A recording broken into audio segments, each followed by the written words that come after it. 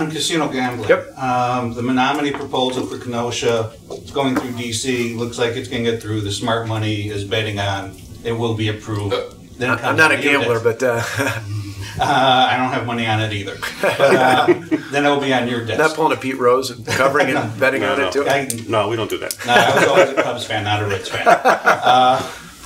But every time an off-reservation proposal comes through, there's a in the past, to your predecessors, there's been a free flow of campaign contributions, special interest money, so far, and so on and so forth. Back when you were in the Assembly, you proposed a bill that would have prevented anybody with an interest in gaming in a casino or dog track from making contributions. Do you still opposed to those parties making any types of political contributions? I mean, Or would you accept the money from them? I don't know that there's a whole lot of interest in giving me direct money on any of those things, but per a couple things you mentioned there. One, on the proposal, I heard last year it'll be by January 1. It's now a day away from March 1. I've heard for years now it was going to come just around the corner. Every time I meet with the 11 leaders of the sovereign nations in the state, on my quarterly meetings with them, the issue comes up, as you can imagine. But what about the contribution question? Is that something that would still be a position that... I'd look at it. I mean, it's one of those issues I kicked around a long time ago, and as you can tell, it went absolutely nowhere. It didn't. I don't even think at the time got out of committee or that. For me, it's pretty straightforward.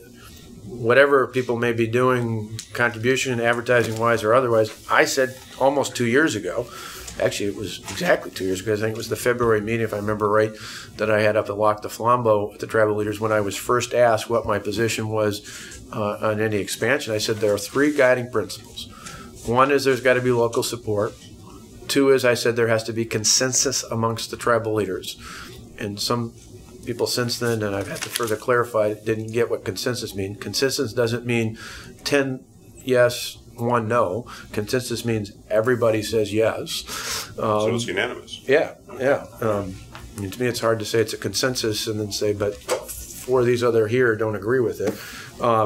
And third, I've said there's got to be some way, and I'm somewhat loose on this of how to define it because it's been so long. But remember, almost 20 years ago, the people of the state voted on, I believe at the time it was 5 advisory referendum questions on gaming, and one of them was on expansion, and they said no.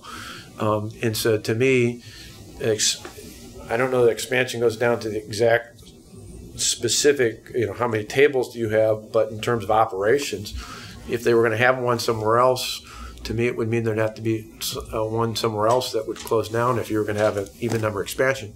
Alternatively, I suppose we could have an updated referendum or advisory referendum question on it to measure 20 years later what the response is in that. But those are the criteria I laid out. To me, that's what I said then. I repeated it again. I even said it late last year when I was down in front of the Kenosha's paper's editorial board, which obviously was, was not welcome news there. But my position on this is pretty clear. No matter what group I'm in front of, I've consistently said the same thing.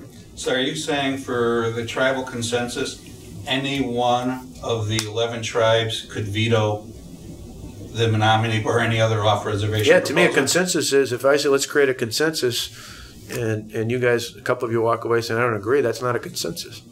So anyone does have veto power. Yeah.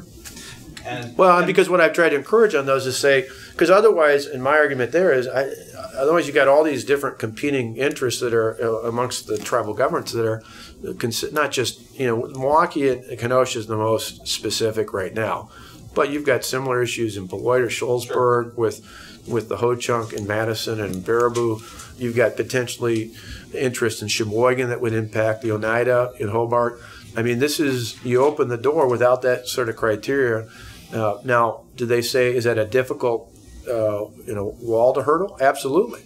But to me, I mean, and people said, how is that, one of the other concerns someone said at one of these meetings was, well, how does that not, square with trying to make it, open for business? I said, well, the difference here is there's something to be said for the premium of having exclusive rights over gaming in the state.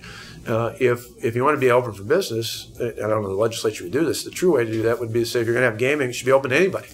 And I don't think that's what any of the 11 sovereign nations want either.